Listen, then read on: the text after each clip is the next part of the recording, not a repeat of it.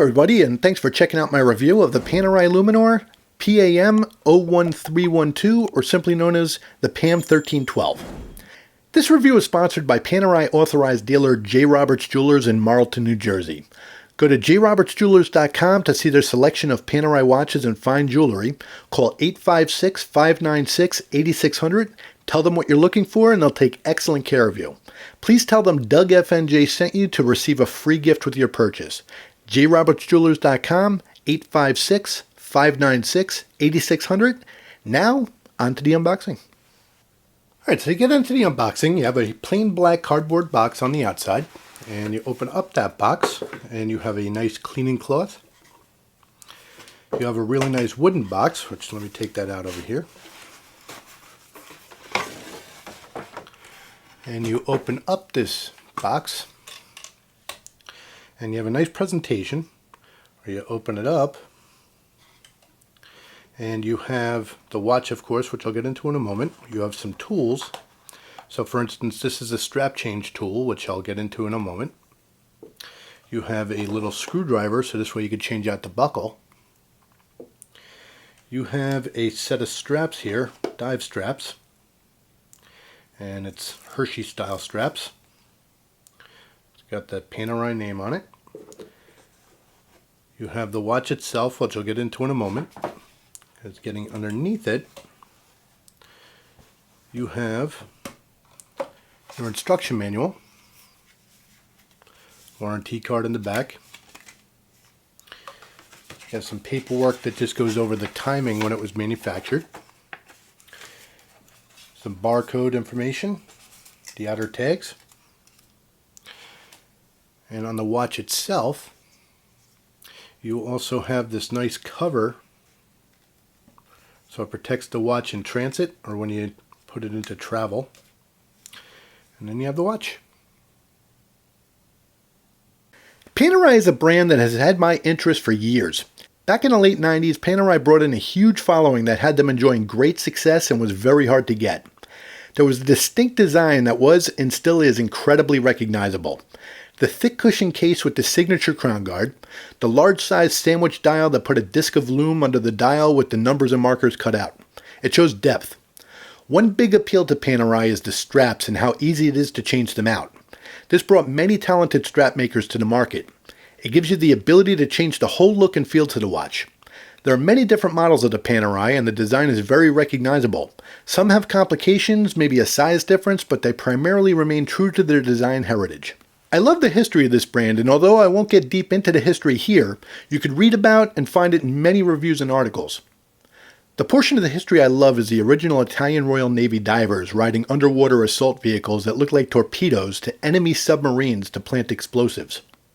The Italian Royal Navy contracted with watchmaker Giuseppe Panerai, who developed the original radiometer using Rolex movements. In the 1950s, Panerai developed the innovative and recognizable crown guard, and in the early 90s, Panerai began to market watches to the public, and the cult following began. In the beginning of this era, they used ETA-based movements, later moving to in-house movements. There are now 4 model types of Panerai: the Luminor, the radiometer with the wire lugs and large-size crown, Submersible, which is their more robust diver line, and the controversial Due, which is priced and sized for a market that prefers a smaller-sized luxury watch. The 1312 is one of their more popular models. It's got the unique sandwich dial that I mentioned earlier, with the disc painted with superluminova sandwiched between the movement and the dial with the cutouts. What results is a very full lume that stands out as one of the best. The 1312 features a matte black dial, the date wheel at the 3 o'clock position, and the seconds hand in a sub-dial towards the 9 o'clock position. The 1312 is designed with the classic cushion 1950 style case. Now if you're just getting into Panerai, you'll hear 2 terms, the 1950 style and Bettarini. That one's named after the Panerai designer Alessandro Bettarini. What they're referring to is the case style. A 1950 case has a trademark stamping on the crown guard and the curve along the sides. The Bettarini style case has no trademark stamp and a flatter finish on the side. The 1312 features a U-shaped crown guard. To me, this is better than a screw-down crown and the possibility of cross-threading while screwing the crown in. The crown has a lever that when you push it in, pushes the crown into place and completes the seal for the 300-meter water resistance. This crown system is a signature of Panerai, making it instantly recognizable to the brand. The The lugs curve down towards the wrist, which makes it wear smaller than the dimensions would imply. The width is 44 millimeters, height is 53.5 millimeters, and it's 15.5 millimeters thick. It's got domed sapphire glass that curves smoothly into the polished stainless steel bezel, which sits over the brushed case. The rear of the watch is also stainless steel. Now they have several iterations of the 1312. Earlier versions have a see-through case back, and the newest versions are a little controversial in that the latest in-house P9010 movement, the seconds hands does not stop when pulling the crown out to the second spot, also known as hacking. So if you want to set accurate time, you have to give a little resistance, turning the crown backwards slightly. This is called back hacking. Most don't mind that the movement doesn't hack, but were disappointed that Panerai made this slight change without modifying the P9010 movement name or initially changing the instructions, which were later revised to reflect the change. The P9010 movement is in-house. It's thinner to allow a thinner case than the earlier 312 models. The power reserve is a long 72 hours. Here's how you set it. You pull a lever on the crown guard, and with it open you could wind the crown. You pull it out one spot to set the date by moving the hour hand. This is great for those who travel time zones and convenient for daylight savings time as well. Pull it out to the second spot to set the time. When the watch is set, you push the crown back in, and you push the lever back in to seal it. The 1312 arrives with black crocodile straps and also includes black rubber straps with the Panerai logo that I showed in the unboxing. For reference, these straps are 24 millimeters at the lug, tapered down to 22 millimeters at the buckle. The strap changing system on Panerai watches is very user-friendly, and it makes it easy to swap straps. Now in the box you have this plastic tool that separates into two pieces.